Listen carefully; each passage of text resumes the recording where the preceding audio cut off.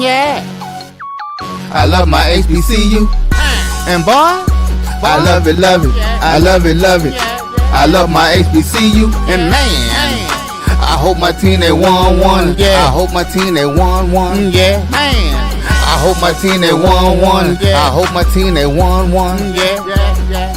I tune into the HBCU Sports Lab to see if my team won or lost. If they lost, I'm quiet as a mouse. But if they won, keep tab. I'ma do the dab, yeah. Dr. Cavil, he know what he be talking about. Mike and Charles, they know what they be talking about. They compress the analytic data with the hip hop. If you know them like I know them, they gon' tell you if your team, if they won or lost, and who the ball. So listen to Professor, yes sir, and pay attention, cause he gon' teach a lesson. This is Dr. Cavil with Inside the HBCU Sports Lab with Mike Washington and Charles Bishop. Mike Washington is out on assignment. We still have Charles Bishop as well as A.D. Drew and Wilton Jackson II. With that being said, welcome to episode 743 of Inside the HBCU Sports Lab. Radio show and podcast, a show that's covering the sporting HBCU dash for all things HBCU sports for institutions large and small, from the NAIA to the NCAA. We share insights and information on the HBCU sports culture, HBCU athletic aesthetics, to facilitate the story of HBCU athletic programs and the business of HBCU sports. I'm your host, Dr. Kenyatta Cavil, along with my co-host, Mike Washington, Charles Bishop. And we're filming from our home studios and sending a signal live to KSWA's 1230 AM studios with the Texas Radio Hall of Famer, multi-Hall of Famer Ralph Cooper in the beautiful home at Texas Southern University from Houston, Texas. With that being said, let's bring everybody on board so we can get it started. Ask everybody how they're doing today. As we're doing that, let me go straight to you, Charles. How's your day going? Doing well, Doc. Doing well. I'm still dealing with some Sunday fallout. I've been getting a lot of texts about the polls. I have to go back to, pitchforks and everything back in checks. So. I imagine they really going to fall out after they hear us updates when we talk about the finalists for the band of the year. Oh, they're going to be happy about that item. More. Thank you. Rivals, the others, I don't know what y'all want to. I know y'all don't quite call FAMU a rival yet, but Southern for sure. So some people not going to be too happy. But it is an all-swag affair. With that being said,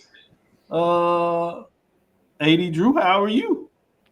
Man, I got 5 HBCUs in the D2 playoffs. Man, I'm happier than a cat in a milk factory right now, man. It's just I'm just bubbling up with joy, Dr. Cavil. He said a milk factory. I like this. Yeah, I bet you know cats love milk, so especially when you have working with a commissioner of a conference that really did a lot of the long work, along with the commissioner of CIAA. With some changing landscapes of getting in front of the things and making sure that the muscle behind things was set in the best place. Kudos to the coaches and team, administrators, management administrators across the board that put the wheels out there and turning in terms of them doing what needs to be on the field. Individuals like yourself getting information out there. And it's fascinating when it all comes together. It becomes a little more challenging to hold people down. So to get 5 in the playoffs, I agree with you. Superlative job by all in place. Good stuff. Wilton Jackson II, how are you doing today? Doc, I'm doing good, man. We got a lot of stuff to talk about, and I ain't gonna lie to you. I didn't make the show on Sunday, but when I saw that poll come out, I was like, what? Like what's going on? Hey, man. Yeah, I just reveal what the voters say and what the posters, but I remind everybody, it's week to week. It's week to week. One thing that you control, there is one thing that you control in terms of a fan of your team. I promise you, at the end of the day, where you want to be ranked is at the top at the end of the season. You know, front of the season, week to week, all those things are stuff for us fans. We get up, down. We have to provide some documents, and people get a chance to kind of float off and vote a little differently based on what they see in a week. Yeah. It's gonna be okay. Oh yeah, it is. You know why it's gonna be okay? Because whatever team win gonna be holding a trophy. It ain't gonna look like this, but it's gonna be a little bit bigger. And whichever the A best lot team bit bigger wins, and a lot bit heavier. exactly. No, you Exactly. said it right though, Wilton. That's the goal, is you'll be holding a trophy Yeah. like that. And in fact, you do what needs to be done, because I'm sure a lot of fans you're talking about, the first step of the 3-step gauntlet, I would say, is to take care of business on Saturday. Yep. You hold up the Eastern Division trophy. That's one. It goes in the box. Yep. That means you're in on the championship game. And for Jackson State, they get the game at home, which means money in the pot. You show up and do what you need to do. Take care of business in any game. Second point, trophy is in the stable, and you got one more to do the triplicate. Yep. And that's the way it goes down. So everything else is just for fun and talk. But I get it. I get it. People are a little uncomfortable at times, and that's why we call them fanatics. Fanatics, Exactly. nothing else. They don't watch other games. All they watch is their team. They get final scores, right? You might get a couple of things talked here. Just like I heard all of Jackson State, their framework, by the way they saw it, was not that the game was close. It was the refs allowed it to not be close. That's all they see. That's it. And you take those glasses on, that you see. It doesn't see like any fan out there, Bethune-Cookman didn't think they got some calls. But no, your calls that you thought you got don't count. It was the ones that I saw for my team that affected us to do what we need to do to count. So it is. I deal with it all the time, trust me. And I have Prairie View fans. I'm like, what are you watching? I mean, these folks, I care. I love some of them. Yeah. I'm like, what are you talking about? Never mind. I say, I get it. I forget. Fanatic. Good. We need you there. In fact, as people suggesting, I'll be real. We need probably a couple of more of those folks at Prairie View to be in that level to come to the game, and so we can push that over the top and really have a good crowd. But we're working towards that. When you hadn't won consistently for a while, that's part of the problem. I tell everybody, win consistently. You'll take care of that too. So it is what it is. Let's move on and get into some real talk as we get in here. And I'm going to stick with you, Wilton, because I like the way you open it up, man. We're quite honest, right? I see that. So I'm going to ask you, what's on your mind this week as we focus today more on the mid-major level? We'll sneak in some major talk, but what's on your mind this week? Well, I was actually about to get ready to do some of the MEAC honors, but I'll pivot from that. I'll just talk about, and AD Drew kind of alluded to it, so I'm going off script a little bit. Just the 5 teams that got into the Division II playoffs, and I think, obviously we know how historic that is, and to see, Johnson C. Smith get it done. I know I was the first person to say that game was going to be a close one, but they got it done, and shout out to Maurice Flowers for what he's been able to do with that team, and they got over the hump.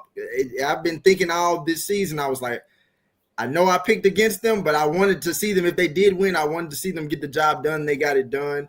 And, obviously Virginia Union still gets into the playoffs, so I was glad to see that. It's just good to have 5 teams in and see seasons continuing to go on after the regular season has now ended.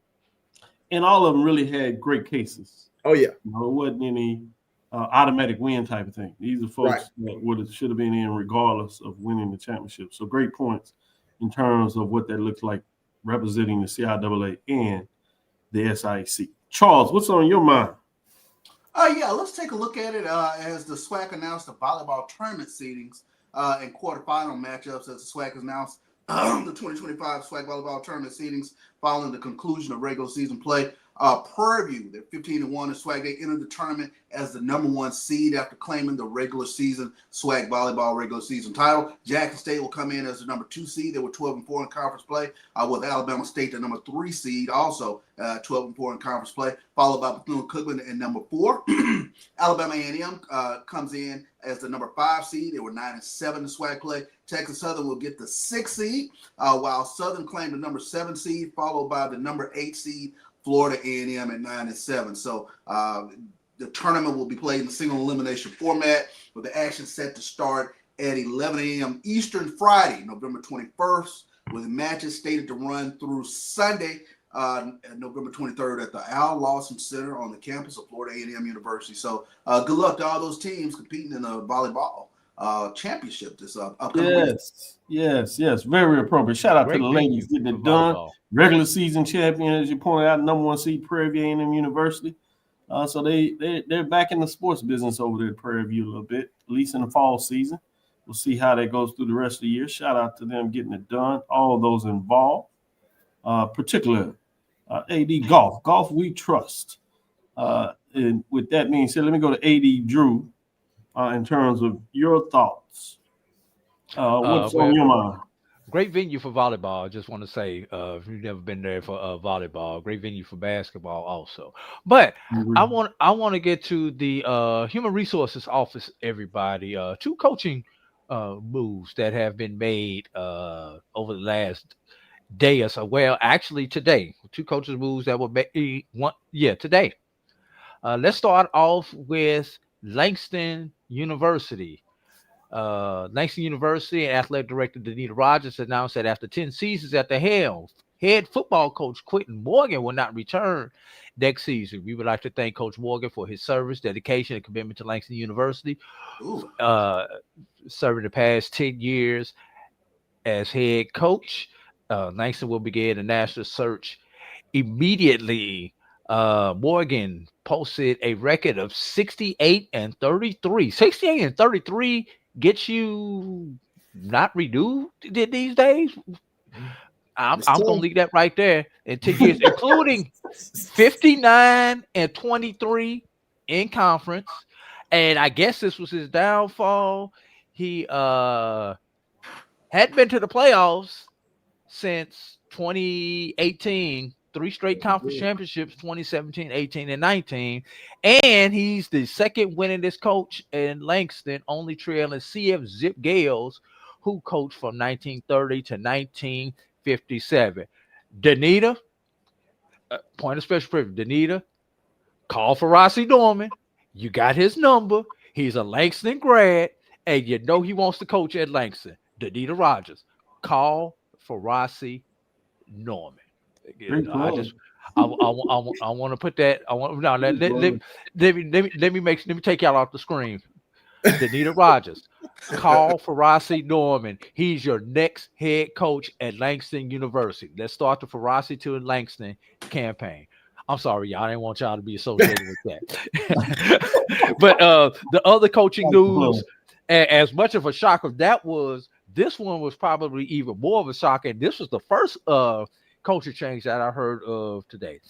Edward Waters announced today that Todd Day, former NBA standout, University of Arkansas All-American, McDonald's All-American, and championship winning collegiate head coach, has been appointed interim head coach for the 25-26 season, effective immediately. Got to put a pause in there. Edward Waters has already played 2 games this year, y'all. Now, continuing on, they enters the role as one of the most accomplished coach, first round draft pick, yada, yada, yada. They brings an impressive record of NAIA coaching success from Philander Smith College, now Philander Smith University. Under his leadership, the program achieved back-to-back 20-plus win seasons in 22-23 and 23-24, claiming the then Gulf Coast Athletic Conference Tournament Championship in 2024. His teams became known for toughness, tempo, defensive intensity, and strong academic standards. So HR was doing a lot of work today, so just thought I would get some of those out. One football, one basketball. Everybody, some people were you know those paper boxes that be in the print room, they were put to use today. Yeah, good stuff. Good reports. It's amazing how life is so fleeting, particularly in the coaching business. For both of those coaches, resume stands for themselves. Did really good work in terms of the ones that were let go. Particularly, I knew Langston during those playoff years. We had him on the short list to be elevated to FCS HBCU job. And after a couple of down years, fans get to rattling. and sometimes you're almost your worst enemy in terms of how well you do. And folks need to see the consistency. You fall back and don't have one really hiccup season in there. They think you've lost it. So stay ahead of the posse. Yeah, so it's really fascinating. I always tell coach to always look at that. And it is what it is, very tough. Last thing I'll do before we take our first break, I kind of open up and tease this out, but the HBCU field for 2025 Red Lobster Band of the Year was revealed today. The finalists for the ESPN Red Lobster Band of the Year have officially been selected, and the 4 powerhouse HBCU programs will take center stage in Atlanta on December 12th as they battle for the national championship. This year's competition, rooted in excellence, tradition, and unmatched musical pageantry of the HBCU band world, has been most competitive season yet. Representing the pinnacle of HBCU marching culture, the bands moving forward embody the precision, pageantry, and passion that define the spirit of every HBCU campus. This year's finalists span both divisions, including 2 reigning champions looking for defending their crowns, which is fascinating. In Division 2, that's Fayetteville State University, Miles College, 24 champion, advanced to Atlanta after impressive seasons. In Division 1, Southern University, Florida A&M, in returning national champion, have earned their place in the final showdown. Each of the 4 programs has navigated a season filled with national showcase, profile performance, fierce competition from dozens of other HBCU bands. The result, championship field that represents the very best of HBCU marching bands. John Grant was quoted as saying, quote, "The 2025 Red Lobster Band of the Year season showcased the incredible talent and spirit of HBCU and high school marching bands. Our journey to identify the best was highlighted by the outstanding performances culminating in the selection of the top 5 bands in each division. Special recognition goes to the adjudication committee and the 4 exceptional bands who earned the honor to compete in Atlanta for a national championship, exemplifying excellence, dedication, and rich cultural legacy of HBCUs and high school marching bands," end quote. Amazing that we had the rumblings that Southern might back out. Obviously, that was after Jackson State did. Bethune-Cookman did themselves, but doing your thing and finding a way to stick with it at least has worked out for a championship run for Southern's band. So fascinating when you think about Miles College, the Purple Marching Machine, which returns to defend crown, showcasing another year of precision, drill work, and powerful sound. Fayetteville State University of the CIAA, Marching Broncos Express deliver one of the strongest seasons ever marching and continue to rise for the CIAA powerhouse. Division II HBCU finalists, 1 out of the SIC, 1 out of the CIAA. Division I finalists, Florida A&M University, FAMU, obviously, reigning Division I HBCU champion out of the SWAC. The Marching 100 enters Atlanta as the reigning Band of the Year champion and continues to set the standard across the HBCU landscape. Southern University of the SWAC, the Human Jukebox, lived up to its name once again, combining showmanship, volume, musicality, highest level of HBCU band culture. Fascinating, some great bands there Friday night. Get out and check that out. So I wanted to adjudicate that information to you all in terms of what that looks like. So with that being said, we'll take our first break, come back on the other side, get into your thoughts of these mid-major championship games, and then we'll take a deeper dive in what that looks like, have some discussion, get into the poll rankings in the final segment. We'll go into some matchups, these 5 playoff matchups, to see what you think. We'll be right back after this first break.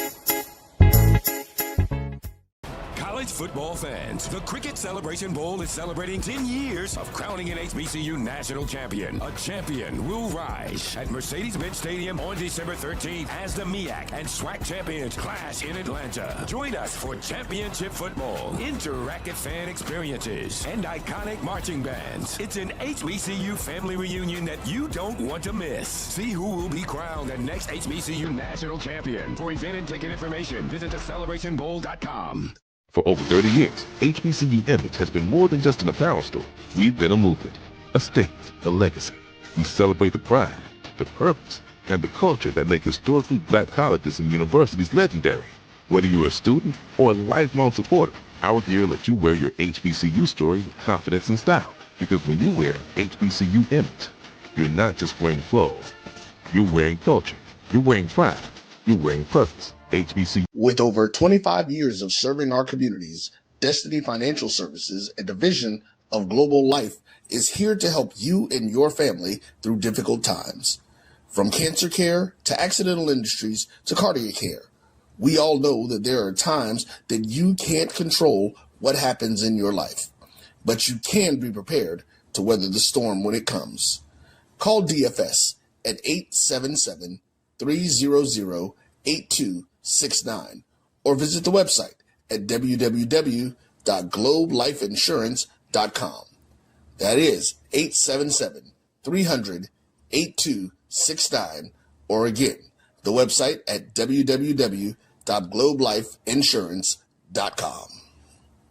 ESPN Events presents Red Lobster Band of the Year, a title reserved for elite HBCU marching bands. A season-long competition that culminates in Atlanta on Friday, December 12th. Drum majors, percussion, drill, auxiliaries, musicality. All aspects will be examined by the toughest judges in the world of college bands. 4 will qualify for the big stage, where national champions will be crowned. Follow us on social media for rankings updates throughout the season. And join us in Atlanta on December 12th. For event and ticket information, visit bandoftheyear.com. Compress the analytic data with the compress the analytic. Greetings, staffers. My name is Roland Austin, and I'm one of the directors at the 1876 Athletic Foundation. Compress the analytic data with your hip hop. If you know them like I know them, they gon' tell you if your team, if they wanna lose, and who the ball. So listen to Professor, yes sir, and pay attention, cause he gon' teach a lesson. This is Dr. Cavil with Inside the HBCU Sports Lab with Charles Bishop, Wilton Jackson II, and AD Drew. As we get into it, I'm going to go with you first, AD Drew. What excited you in terms of the matchups, or what stood out to you in terms of those CIAA, SIEC championship? And you could throw in a little bit of Kentucky State since they had the SIEC matchup, and Allen as well.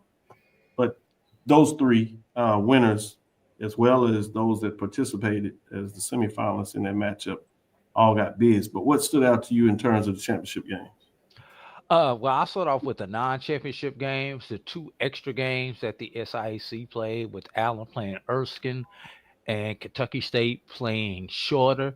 The fact, number one, that we won both of those games, and that we won both of those games in convincing fashion. Obviously, one of our teams was able to benefit from that win. Kentucky State getting to 9 Division II wins, and I don't think the lay person understands how important that magic number of 9 wins are. 8, 9, 10 Division II wins, because a lot of the metrics had Kentucky State on the bubble, possibly being out, with 2 bids being stolen literally by North Greenville and Valdosta State. So it came down to the last team that was in was Kentucky State, even though they were probably a 6, but because those other 2 teams stole bids. It's just like March Madness, fellas. You know, what you don't want is the team that ain't supposed to win the conference tournament to win the conference tournament, because you still got to put that ranked team in, and now you got to put this other team in because they got the automatic bid. It's the same thing when it comes to football. And it came down to Kentucky State and UNC Pembroke for that last spot. Everybody. Wow. Albany State obviously was solid in at the number one spot. Benedict was pretty well in being in the championship game, although I did have some concerns on how the committee would rate them having lost to the same opponent twice. And you can see those concerns were real because Benedict did not get a home game. They're shipping Benedict on the road. So they did penalize them for losing to the same opponent twice in one season. Switch it over to the CIAA. I think I said this Sunday. Did not surprise me that Johnson C. Smith was actually able to win this game, but the manner in which they won the game, did surprise me. And I'm gonna be honest, I think that was a anomaly because Johnson C. Smith had faced Curtis Allen previously this year. I don't think a team could game plan for a Curtis Allen like Johnson C. Smith, except for the fact that A, they're a conference opponent, and B, they had already faced him that one time this year and knew exactly what he could bring and what it would take, in their opinion, to stop him. And I say stop, relatively speaking, because the man still had 25 carries for 183 yards. Yeah. So if that's what you call stopping, then you stopped him. And I guess the most important stop was on the scoreboard. Virginia Union was not able to get into the end zone. So just my thoughts. Johnson C, very favorable draw. Union, very favorable draw. And we could have Ali Frazier 3 in round 2 in the CIAA with Johnson C and Union. Should both of them win, we'll play that rubber match. And this time, let's see, it will be back. I believe the first one was in Charlotte, if I remember correctly. So this one will be in Charlotte because Johnson C having a higher seed. Good stuff. Good stuff. Let me go to you, Wilton. Let me ask you from this perspective. You can either go back to the games. I think Drew kind of broke it down there. But what were your thoughts when you started hearing about the playoffs, specifically when you knew the final number was 5?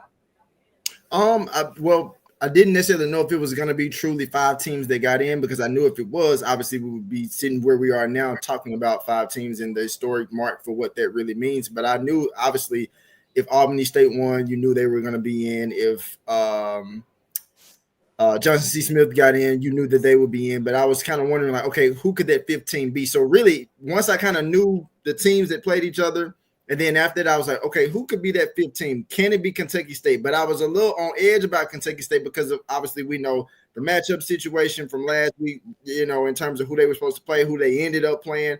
It worked out for them because obviously they still get the playoff spot. So more than anything, I was just glad to see that. Could it actually happen? Could it actually be 5 teams from the D2 level to get in? And like I said, hopefully this might be a blueprint for seeing this amount of teams or maybe more to get in going forward. That was my biggest takeaway. And I'll tell you how that happened after Charles' comments. Yes, Charles, let me ask you, I know you were doing the game, so you didn't necessarily but you got the highlights, you got the review. What was your thoughts coming out of Saturday evening, particularly Sunday, maybe when you got the announcement who got into the playoffs? I think Sneaker Shop said it. I mean, SIAC looks like geniuses in terms of what they were able to do to get 5 teams. Or overall, you know, to get the number of teams they did in the playoffs. But they got 3 specifically, but 5 overall. Specifically and 5 overall. But I mean, I think, you know, the question for me is, I think Wilton touched on it, is does this become kind of like the blueprint? Are we going to see this going forward year in, year out, where you get multiple teams? I mean, 4 or 5 teams playing playoff football. So I think that's one of the things that I kind of took a look at going forward. And AD, I mean, the fact that a team was able to get you 9 wins, how much of a cudgel that could be in terms of going forward, a team getting 9 wins. So those are all very important takeaways in terms of all these teams getting to the playoffs. Yeah, I agree with you. That 9 wins on the season is really solid, particularly 9 D2 wins makes a statement when you look at that. Let me go back to you, Drew, in terms of your comments that you wanted to get back in there before we take the next break. Yeah, I think we need to put it to perspective how this actually happened. And this happened with the creation of Conference Carolinas. And they had to slot Conference Carolinas into Yep. a super region. There are four super regions uh, out there, uh, four super regions of 8 teams each. 32 teams make the playoffs. First of all, let's back up. Back when I started doing this stuff 20 plus years ago, only 6 teams got in.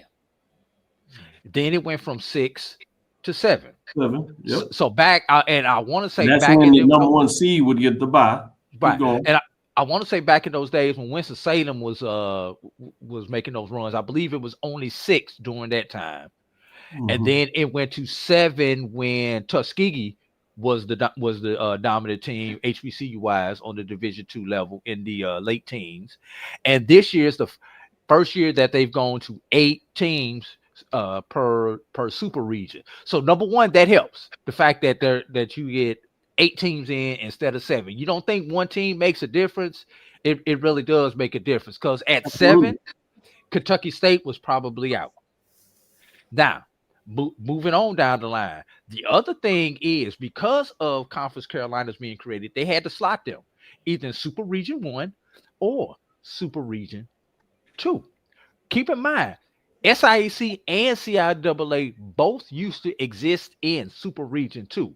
So there were many years in which we were battling each other for playoff berths. Now they have separated us. And it when the NCAA announced it, it did concern me a little bit because a lot of the teams that left to go to Conference Carolinas are those former Gulf South teams. And anybody who follows football in Division II level knows how good of a conference the Gulf South has been. Your Delta Right. states, your Valdosta states, your West Floridas, your West Georgias, and a lot of those teams that have moved up to the FCS level started off in the Gulf South. The Gulf South was their last stop before they moved up to the FCS level. So with all those teams going to a new conference, there was concern about whether they would still bump us out. Herb or help. Yep. Right. So with that, I think that was one of the reasons Dr. Holloman came up with the agreement. And this agreement goes back to 2023, everybody. This is not something that they figured out back in June and Yesterday. announced Yep. in July.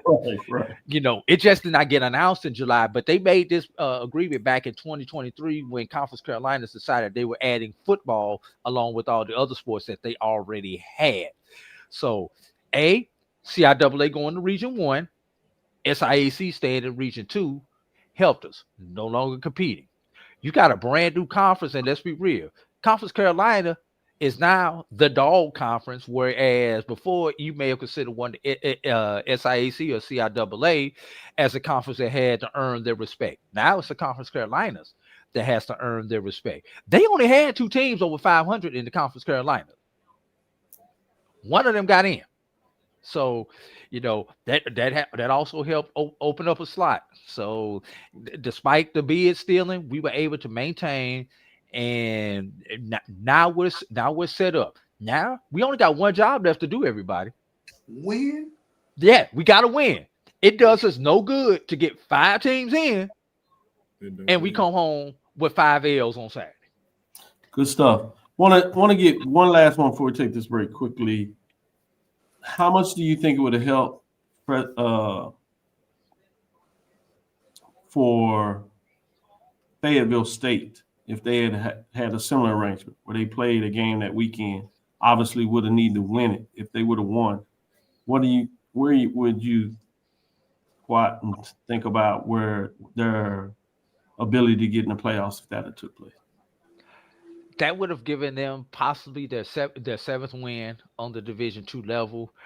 I'm gonna be honest. This year, I do not 7 think it would wins. have. Yeah, I don't think it would have helped because there were too many 8 and 9, They had including the tough non-conference schedule and really started out slow 0-3. Including probably the one number 1 overall seed, Frostburg in their region. Yeah. Frostburg going 11-0 inside of in Division Two. All their games being Division Two. It was an uphill battle, but it didn't help Fayetteville State. The fact that bids were also stolen in Super Region 1. Good stuff. Let's take our next break, come back on the side and unveil top 7. We know there's some changes in the rankings with the upset, if you would, in the CIAA championship game. We'll see what that does to the top 7 right after this next break. For over 30 years, HBCU Image has been more than just an apparel store. We've been a movement, a state, a legacy. We celebrate the pride, the purpose, and the culture that make historically black colleges and universities legendary. Whether you're a student or a lifelong supporter, our gear lets you wear your HBCU story with confidence and style. Because when you wear HBCU Image, you're not just wearing clothes. You're wearing culture. You're wearing pride. You're wearing purpose. HBCU Image, a Kenny T's company.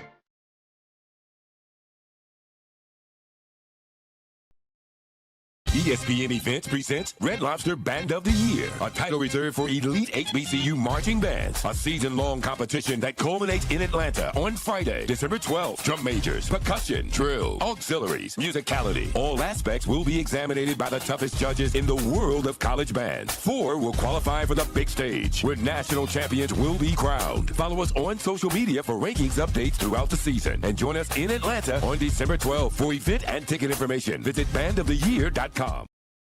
Compress the analytic data with your hip hop. If you know them like I know them, they gon' tell you if your team, if they wanna lose, yeah, and who the ball.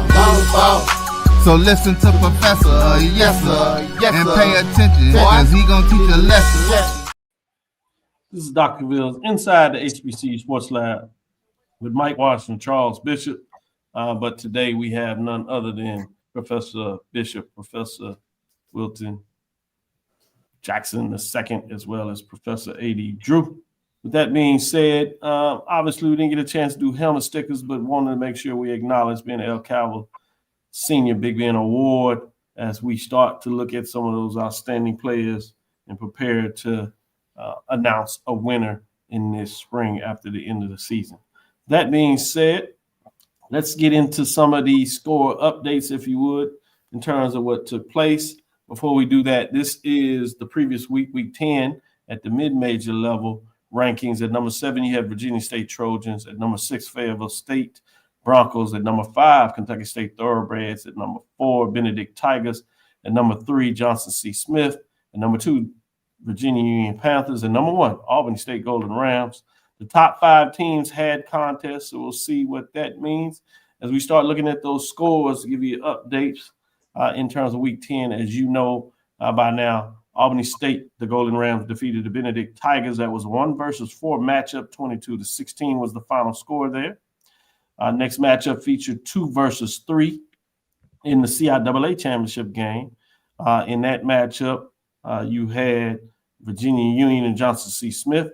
Johnson C. Smith defeats Virginia Union and really got it done. 45-21 was the score there. As you said earlier, a little bit of surprise in terms of what took place in terms of that matchup. And you see Johnson C. Smith gets to the 10 wins, much like Albany. Fascinating when you see the records of these teams. Getting us to number 5, which also had a matchup. That's Kentucky State. They played shorter. That Conference Carolina agreement with the SIAC with the Thoroughbreds win 35-7. They improved it. Should be 9-2, 7-1 overall, while shorter falls for 2-9, 1-5 is what they did in conference play. Number 6, when we look at that, they were open. Fayetteville State, as you see, just a 6-4. Even with the game of 7-4, it would have been hard for them to get that momentum going. Virginia State closes out at 6-4 and 4-3 as they were frozen, did not play this week. Let's look at the top 7 as we get into it. In terms of dropping out, no team dropped out this week as only the top 5 teams played, but we do have some movement. But before we do that, let's see who's receiving votes, see what that looks like. You had Allen Yellow Jackets to give them some love, closing out the season with the 5-5 mark, 5-3, really closing out the season strong. 6-5 actually. 6-5. They got because they played Saturday. Yeah, 6-5. Oh, that's right. I forgot they did get their game in. Thank you for that update. should run the numbers again and see why they didn't get in. 135 Livingston Blue Bears 5-5 in terms of 3-4 overall, 130 points. Edward Water Tigers 5-5, 4-4. Particularly when you think about the SIC did outlast the CIAA 4 games to 3 overall. With that being said, let's get in the top 7. Kind of spoiled that a little bit. The number 7, Virginia State Trojans, 6-4, a little better mark than 6-5. 145 as they were ranked 7th last week and remain there. And number 6, you have Fayetteville State Broncos, 6-4, 6-1, 146 points, stay at the 6th spot. A little bit change here at number 5. See what the gentlemen think about this. Benedict Tigers fall 1 spot after the loss in the SIC championship game. 9-2, 7-1, 169 points. Meaning number 4, you might guess it, is Kentucky State Thoroughbreds. Their win improved them to 9-2, 7-1. One of the season, remember, as Benedict did get in, it was a tiebreaker, but it wasn't a head-to-head. These two teams didn't play. So fascinating to see what that looks like in this case. But Kentucky State Thoroughbreds are in with 171 points. They do move up a spot, as you see, being number 4. Let's look at the top 3. At number 3, we have that change. You have Virginia Union Panthers, 9-2, 7-0. They fall a spot, previous ranked 2. They have 2 first-place votes, 197 points. After being 2 and the loss to Johnson C. Smith, they fall a spot. And Johnson C. Smith actually moves up into that 2nd spot as they get to 10-1, 6-1.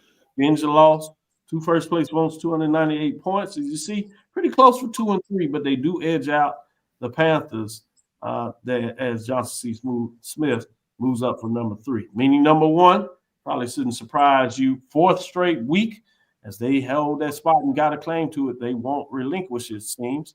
They're 10-1, 8-0, perfect conference record. They're getting it done there with 4 first-place votes, 206, and did it in fine fashion as they win the SIC championship, and they are at number 1. Charles, you see the top 7, see slight changes. What are your thoughts, and how does those changes affect you as you see Albany State was number 1, and they remain there for the 4th straight week number 11? No, I think the changes were about correct. When you take a look at where I thought I was curious 4-5, but Kentucky State and Benedict, that's about right. So I think where the final standings here are about what it should look like. I think these are the top 4. These are the top 5 teams in the conference, and you see they are moving forward here in the playoffs. So I think you hit the nail on the head on this one. So you have no problems with Kentucky State sliding up a spot? I do not. I think Kentucky State, this matchup against Newberry should be very interesting. I agree with you there. We get to talk a little bit about that in the next segment, but good lead in. Let me go to you, Wilton. What are your thoughts in terms of the top 7? I think it's pretty spot on. Definitely, obviously, Albany State, number one team for a reason. They beat Benedict twice. Like I said, going into last week, it's hard to beat a team twice, and they got the job done. So I was glad to see that. Johnson C. Smith, I kind of alluded to that at the top of the show. They finally get it done in terms of beating Virginia Union for the CIAA title. We knew that it was the hump that they needed to get over in terms of winning that CIAA title. Virginia Union sitting at 3. Now, I don't have a problem with 4 and 5 with Kentucky State and Benedict. I personally probably would have still put Benedict over them just based off of the fact that Kentucky State played a non-conference team and Benedict was playing in the championship and they lost to the eventual champion. So that's how I see that. But it's not a super big deal to me. I'm okay with it being 4 or 5. 6 and 7, Fayetteville State and Virginia State, that rounds out the top 7. That's why I love this segment when you get to talk and you see folks that vote and you see what they see when everybody puts their votes together, the uniqueness of how they gauge their poll rankings. So for one person, them not playing each other, losing in a championship game costs versus another team winning. And the fact, like you said, that playing in the championship game, somebody else sees that as more beneficial in terms of how you ranking and don't want to punish somebody for that. So great explanation by both of you all. Let's get to Drew, get his final analysis as the 3rd tiebreaker, maybe, in terms of what he thinks about the top 7. I'm going to assume Dr. Cavil, because I see numbers and I just can't look past. So I'm going to assume somebody had fat fingers and that Johnson C. Smith should have 198 instead of 298 in the number 2 spot. So Right. so I'm going to assume that's supposed to be 198. But since we're talking about numbers, I really want to know who are the 2 that still voted for Union at number 1 after the way they lost to Johnson C. Smith. I really want to know who those 2 people were. It's not that they lost, it's how they lost. Exactly. And because of how they lost, you could make an argument that Kentucky State could be as high as 3 right now, because they did win their last game, although against a weak opponent, they won it convincingly, and Union pretty much got dominated by Johnson C. Smith. So you can make that argument that Kentucky State should be as high as 3, but I've got to fight for my SIAC. Allen played, State didn't. I think Allen should be at 7 versus and Virginia State should be in the receiving votes category. So yes, I am going to fight for my SIAC team on that one, Dr. Cavil. I see. So you fighting a little bit so you'd have pushed up Allen into that spot there. Into that 7th spot, yes. I can see that. Virginia's last appearance was a loss. Allen's is a win. It'd be interesting. Allen actually won 4 in a row down the stretch. They won 4 in a row, which is a big point too, which is how they got in to the A spot as they kept climbing and jumped in there. But it'll be interesting to kind of see how everybody plays in the first round, and sometimes that does mix up not only stuff at the top with the teams playing, but even in terms of the team behind them. And then people hear us talking and have the reminder of the head-to-head with CIAA, SIAC. Some people will change their votes. Go ahead, Drew. And I was going to ask this. Somebody asked this on the show, and I could not answer this with a knowledgeable answer. How are we going to determine who's going to be number 1 at the end of the year, y'all, with so many teams playing? We've never had to deal with this before. It's always been 2, 1, 2, maybe 3 teams tops that we have to worry about. What happened when let's go from one extreme to the other. Everybody loses this Saturday. Who do we make number 1? Do we go by how they lost? Or let's go the flip side. We got some that may potentially take care of themselves head to head. We know the 2 CIAA teams can beat in the second round. We know 2 of the 3 SIAC teams could potentially beat in the second round. But, what happens if those 2 teams don't come out or they lose in the same round? How do we determine this year who's our mid-major number 1 going to be? It's going to be fun seeing how these people vote. And will people vote with their hearts, or will they actually look at data, Dr. Cavil? And I'm one of those posters. I know I'm using data. I'm using data in the eye test. Everybody don't do that. Now, I think you asked really good questions, and that's the magic. And all those folks have different, and some people may lean different ways, more with the heart. Those that get a chance to really watch the game based on how they see the game, how close it was. Does one seem to have more chance to win? What kind of errors were made in the game? Do we get to the head-to-head? Obviously, for a lot of folks, that's going to weigh heavy if we get it. So you have some people that look at the head-to-head matchup with 7 games between the CIAA and SIAC, and they might just go by the squeaker of SIAC edging it out. So it'll be fascinating, as you said, to see at the end of this how everybody puts in their votes and weighs in that. Then you might have some commissioners doing some lobbying. You might have some coaches doing some lobbying. We'll see what that looks like too. Every once in a while, you quietly get that out there with a text, Twitter, email. Like, hey, it helps you with their contract renegotiation. Hey, did you look it up? Or you might have a good SID that shares additional information for you to consider in your analysis. So some people do that extra homework. No, Charles, we can't be bought off, right? No. But hey, you never know. Some people might take that extra drinking money as they getting prepared for the SWAC championship game and or the cricket celebration ball. Somebody wants some help in terms of their trip money. With that being said, let's take a last break before we all get in trouble. Come back on the other side and talk about some of these playoff matchups and see what stands out.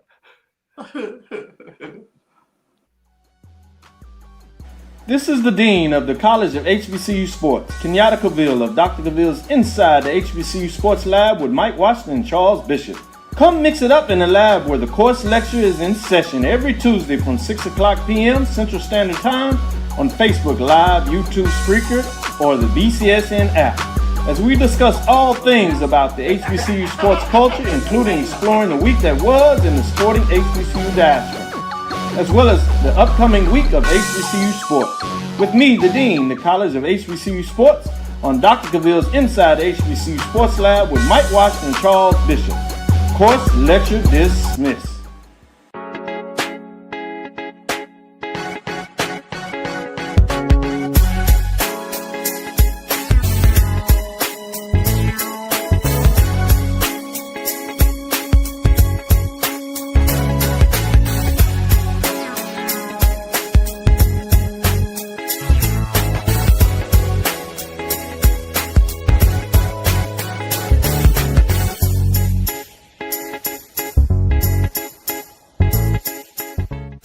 It's never too early to plant the seed, to share the tradition, and instill a sense of pride in your HBCU with your little ones. HBCU Pride and Joy Children's Boutique helps you share your school spirit with a wide selection of adorable kids apparel and accessories officially licensed from your favorite HBCU. Visit hbcupridejoy.com and follow us on all social media at HBCU Pride Joy on Facebook and Twitter. For over 30 years, HBCU Image has been more than just an apparel store. We've been a movement, a state, a legacy. We celebrate the pride, the purpose, and the culture that make historically black colleges and universities legendary. Whether you're a student or a lifelong supporter, our gear lets you wear your HBCU story with confidence and style. Because when you wear HBCU Image, you're not just wearing clothes. You're wearing culture. You're wearing pride. You're wearing purpose. HBCU. College football fans, the Cricket Celebration Bowl is celebrating 10 years of crowning an HBCU national champion. A champion will rise at Mercedes-Benz Stadium on December 13th as the MEAC and SWAC champions clash in Atlanta. Join us for championship football, interactive fan experiences, and iconic marching bands. It's an HBCU family reunion that you don't want to miss. See who will be crowned the next HBCU national champion. For event and ticket information, visit thecelebrationbowl.com. Compress the analytic data with your hip hop. If you know them like I know them, they gon' tell you if your team, if they wanna lose, and who the ball. So listen to Professor, yes sir, and pay attention, cause he gon' teach a lesson. Before we talk about these playoffs, we'll lean a little bit on AD Drew in this segment. So y'all welcome to open up and ask some questions, Charles and Wilton. If you want to do that part rather than jumping in. Obviously, you can talk about which way you're going and leaning to point out the victory. I want to take a little point of privilege, if you would, and give a shout out to Joseph Clay. Joe Clay is what we call him, Brother Joe Clay, in terms of the president of the fan club officially put it out there in terms of in golf, we trust. I just wanted to put that out there a little bit in terms. I also wanted to challenge him as one of the first group of individuals that looked at a little bit of what Charles was doing with the I Love in their game show with Neely in terms of focusing what they did. And they came up with the 1876 Sports and Culture. So I want to give them a little challenge. Now that Prairie View has clinched the Western Division, for them to have a show for the championship game, SWAC championship game. So calling out Allen, to make sure they get in there and do what's necessary to get this done. I wanted to give them a little bit of shout out and challenge of what that looks like. Roland, Guy T, in terms of those with the 1876 Sports and Culture. So Mike Washington, it's always kind of tough in terms of getting him to get his calendar together. But if they can find a way to make it work, and Shanetta want to make sure, as band director, maybe she can talk a little bit of band of the year, what happened to Prairie View not being able to get outside of the top 10, not even the top 5, and what they're going to do in Jackson. Maybe they can decide to do a little bit of a show. So again, Brother Joe Clay, Brother Alan Williams, Brother Michael Washington, Brother Roland Alston, members of Alpha Phi Alpha, it's time for you all to stand up and put together a segment of 1876 sports and culture. Particularly now you have an opportunity to bring in AD Golf, and Golf we trust in terms of Joe Clay, leader of the fan club. With that being said, let's get back to business. If you would, Charles, you've seen a little bit about those guys down there, so I know you can appreciate a challenge coming at them like that as well. Absolutely, absolutely. I appreciate you backing me up with that. Let's get into these matchups as we get into it for sure. In terms of the first one, let's just go with our number 1 ranked team that hosts Valdosta State Blazers. Valdosta actually with Coach Jackson, that's now at Prairie View, that's won the Western Division and has his chair with his players ready for XWAC championship game. They have one more game. Obviously, don't want to count that out as they host Mississippi Valley State. That is ruined one of the times when Prairie View was actually seeking to be it. They got them, and they knocked them off another year when they were trying to do that. So fascinating when you talk about what their matchups look like, as Mike likes to say, Valley. Not so fast, Charles will tell you all the time. But let's get back to Valdosta State in terms of not quite the juggernaut they were last year. Obviously, only 4 teams. They did go undefeated in the Gulf South Conference. The Blazers take on Golden Rams. For a lot of years, these teams would play in the playoffs. Oftentimes, Blazers would get both best of Golden Rams. They get a chance maybe to get payback, a lick back. They're 10-1, 8-0. We'll see what that looks like. Let me go to you, Drew. What are your thoughts in terms of this matchup?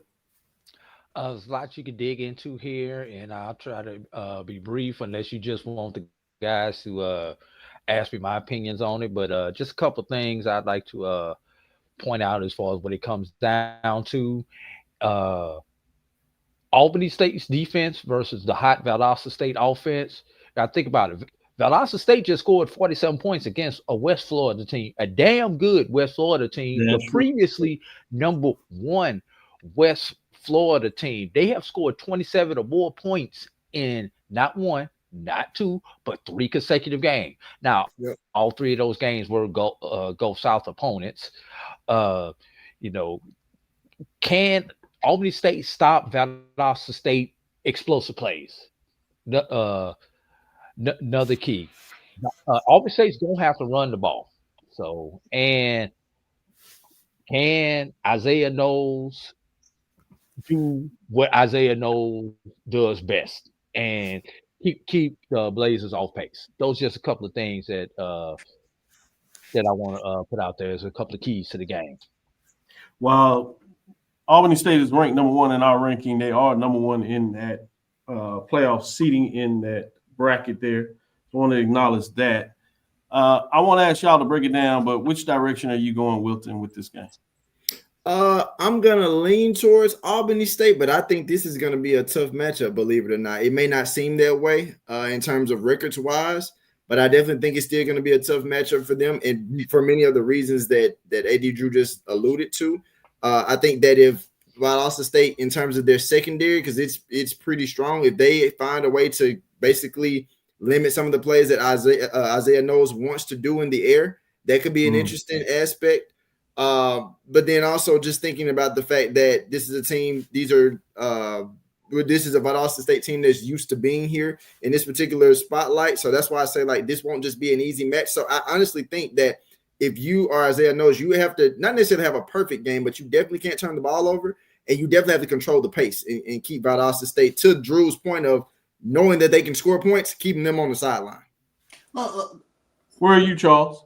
Well, I wanted to ask this question. I mean, especially when you take a look at a program like Valdosta State, 4 national championships.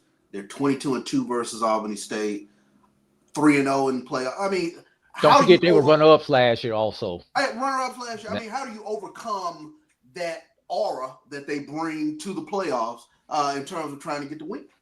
Number one, because these teams have played often, although it has been one-sided, Valdosta State is 9-1 against Albany State in the last 10.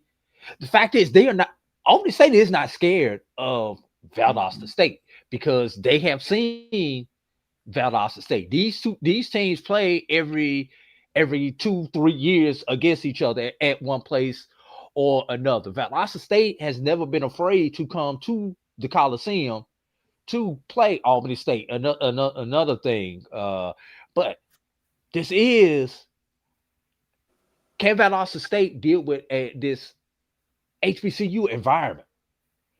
They not used to that band playing when they ain't supposed to play, and y'all know exactly what I'm talking about. To the point where the referee got to get on. Could the Albany State band please not play while the other team has the ball? Let's count the over under on that before they decide they're gonna penalize them, y'all. Things with things like that. And here's another thing: Valdosta State does not travel, and even though these teams are an hour and a half, hour 45 apart, this will be a very favorable home crowd for the Golden Rams. And if you've ever been in the Albany Coliseum for a game, when that crowd shows up, that crowd knows how to cheer their team on. So great point. It's the intangibles. You got to lean towards Albany State, but let's keep this real. Albany State's got to win the turnout. They can't turn the ball over. They're going to have to get the ball to their tight ends. They're going to have to get the ball. They're going to have to. If Albany State can get up early and lean on that running game and the short passing game, it will be a controlling the pace. Control the pace. Yeah, I was going to say that too. That they need to really jump in there and get ahead of them in the pace. I want to get through these others because we're up against the time. So we're going to move through these maybe a little faster in terms of breaking it down than we did on the number 1 seed. But we have our ranked number 4, Benedict Tigers. Should be 5, going up against Wingate. That's the Tigers, the Bulldogs. In terms of playoff seeding, the Wingate comes in the 4 seed. Both teams come in at 9-2. The Tigers are 7-1 in what they did conference, while Bulldogs were 7-2 out of the SAC. With that being said, where are you leaning with this matchup and why, Drew? Let's keep something in mind. Wingate has won 6 consecutive ball games, while Benedict is 2-2 in their last 4. Obviously, those two have been to the same opponent. Let's start off with the line of scrimmage. Benedict's defensive line versus Wingate's offensive line. Who's going to win that battle? That's going to be number 1. Wingate has only allowed, count them, 12 sacks all season long, fellas, and that's amazing. That's like 1 sack per game. And I had the stat somewhere. I'm trying to find it. How many sacks Benedict had? Oh, Benedict has 39 sacks on the season. So something's going to have to give in that in that category. Number 2, Wingate is offensively is averaging almost 140 yards more per game than Benedict is offensively. Can Benedict steal a possession or two? Because the one thing is, Benedict is going to have to keep their defense off the field. Yep. If you're Darius Ocean, you cannot turn the ball over, and we know he's been prone to turn the ball over. So control the turnovers, steal a possession or two, or a backdoor steal, as I like to call them. What a backdoor steal is, the team goes down, they get just outside the red zone, you force them to kick 3, and they miss a field goal. That's a backdoor possession, because they don't wind up scoring out of it. So there's gonna a special teams play. We saw that's what kept them in the game in the SIC championship game. They're gonna have to get something, either a special team score, a defensive score, or the defense is going to have to set them up with a very short field so that the offense can go down and get an extra possession to score. Good stuff. So Charles, where are you going based on the breakdown there? Wingate broke my heart back in 2022 when Benedict had that great team.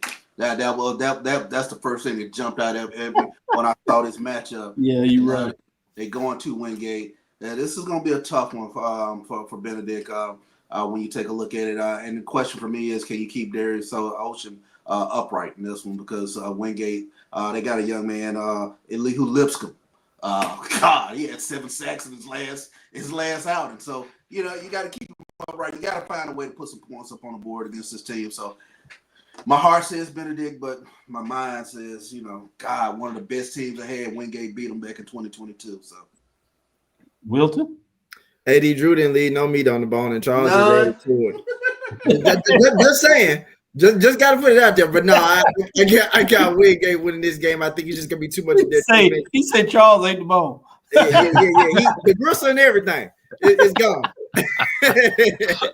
But no, I got Wingate winning this game in so many ways. I think, to Charles's point, like, I don't know if Darius Ocean is going to be able to stay upright, because I think Wingate's going to bring that pressure, and I just really think that I don't know if Benedict is going to be able to score enough with Wingate to win this game as well. So I got Wingate winning this game. Yeah. Good stuff. Let's move on to the next one. Frostburg State Bobcats 9-2, 7-1 at Johnson C. Smith Golden Bulls 10-1, 6-1. Mountain East versus CIAA. While we have Johnson C. Smith as a number 2, they're also the number 2 seed in that region. We'll go with you, Wilton. What are your general thoughts on this matchup?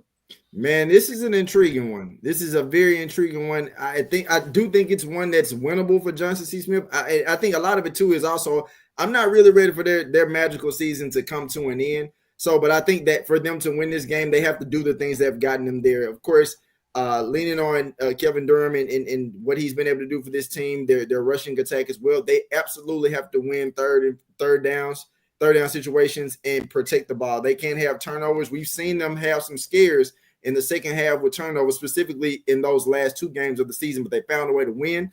So this is going to be a tough Frostburg State team with some playmakers in different areas of the field. So the way that Johnson C. Smith has kept it together from the last 2 weeks of the season to, finally getting over the hump and dominating Virginia Union, you kind of got to have another dominant performance to beat Frostburg State. Simple as that. Charles?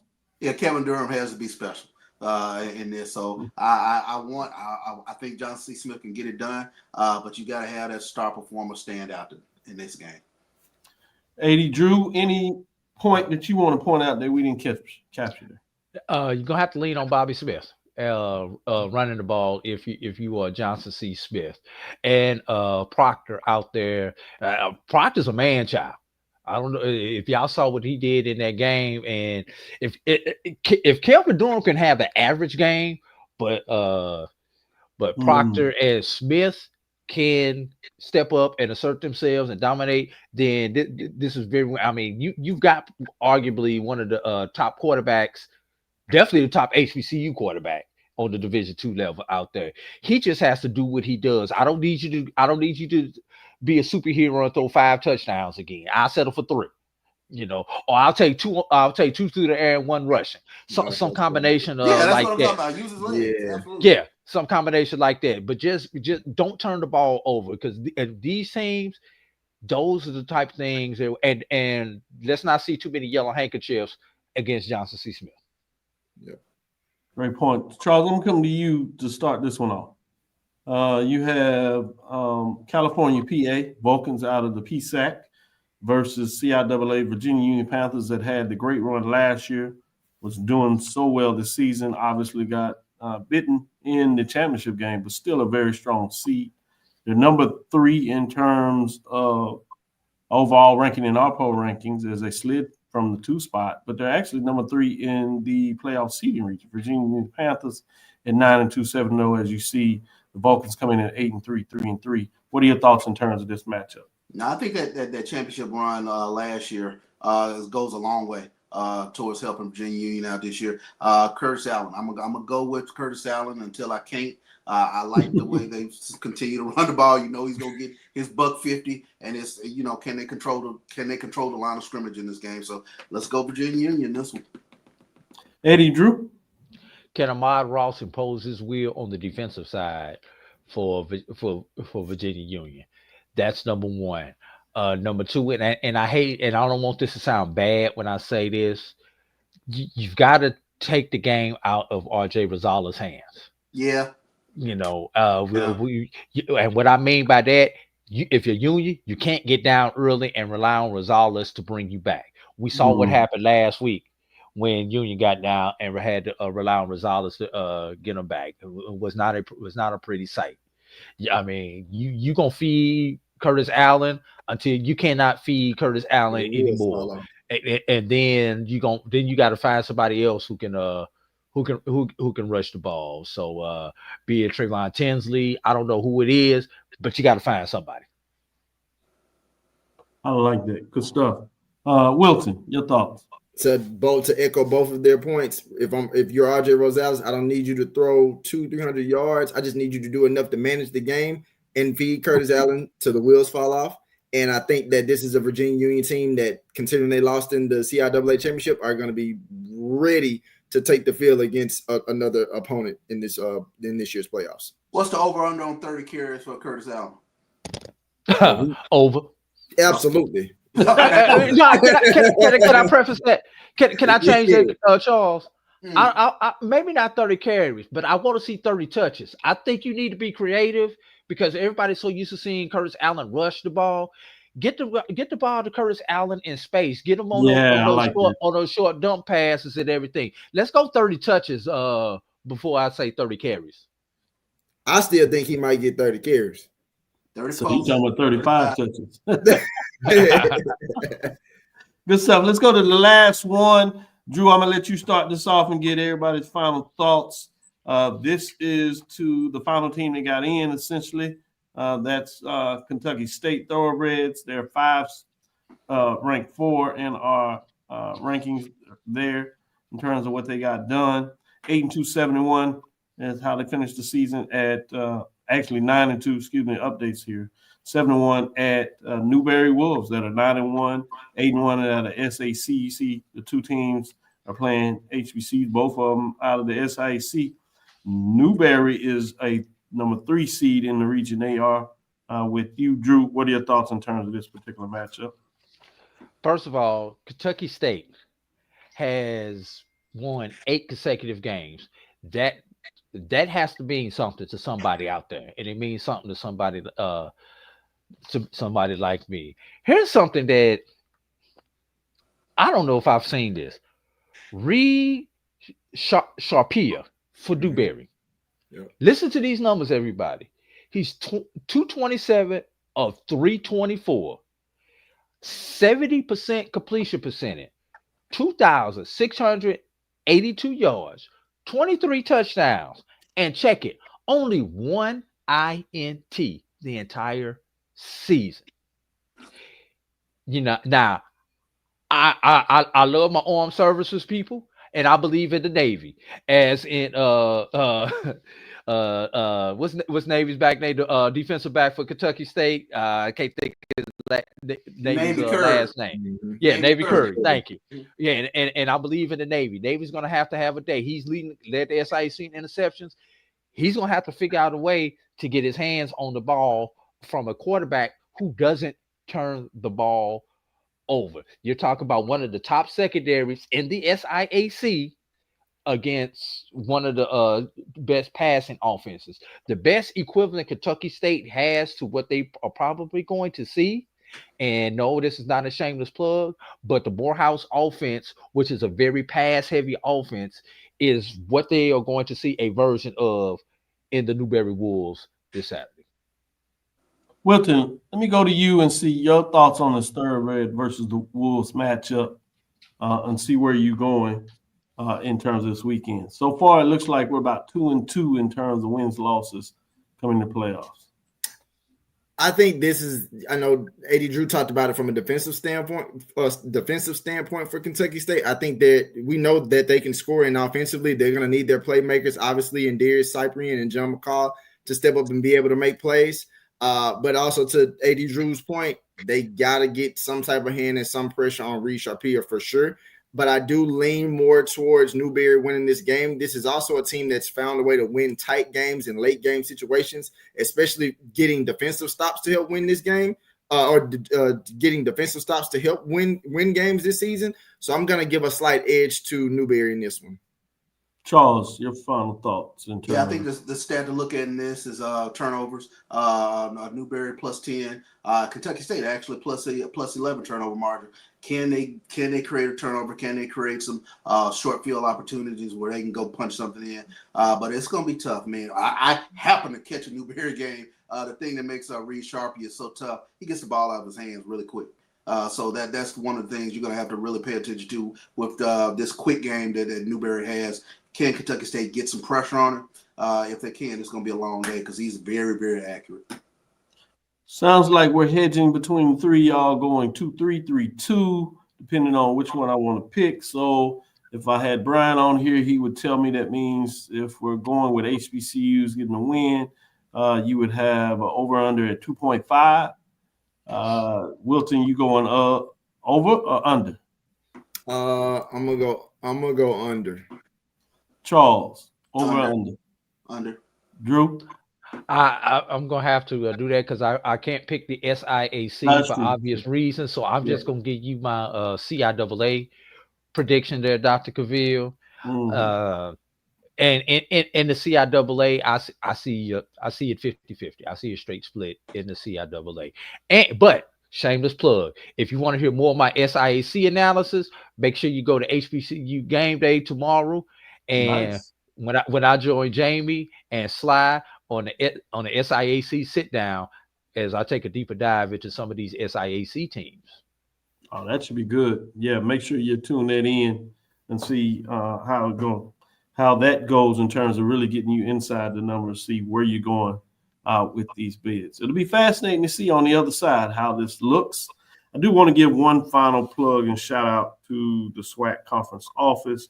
They released the SWAC TV games for women and men's starting in January 1st, ending at the end of the season, March.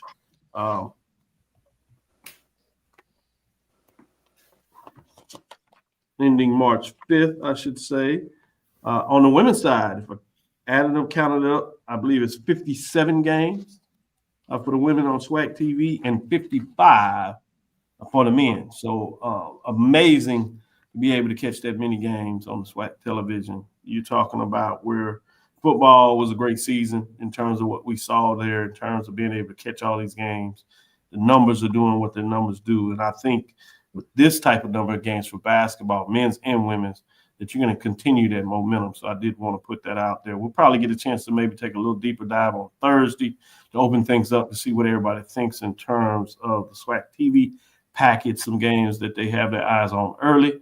But with that being said, let's give it a close to the day. Thank you for listening to Inside the HBCU Sports Lab. Make sure you share our podcast with your friends and colleagues. I am Dr. Kenyatta Cavil, the Dean of HBCU Sports, come from Inside the Lab in the College of HBCU Sports with Mike Washington, Charles Bishop. Again, I want to thank you for listening to Dr. Cavil's Inside the HBCU Sports Lab with Mike Washington and Charles Bishop every Tuesday and Thursday. We're back on Thursday at 6 o'clock, Sunday at 9 a.m. We will be broadcasting, Mike and I, catching up with these guys, those that are able to join the 7th Sunday morning. We'll be in Florida, Orlando. We're going down for the Florida Classic, checking that box off, getting us a chance to see what that looks like. So excited about that opportunity. Want to say follow me, Dr. Kenyatta Cavil. That's DrKenyattacavil on Threads, Facebook, and Instagram. Again, that's DrKenyattacavil. Inside the HBCU Sports Lab 1 on Facebook, Inside the HBCU Sports Lab on YouTube. I want to say a shout out, as I said, to all those. Joe Clay, I'll make sure he understands, call him out one more time. Alan Williams, getting in here, make sure they get it right.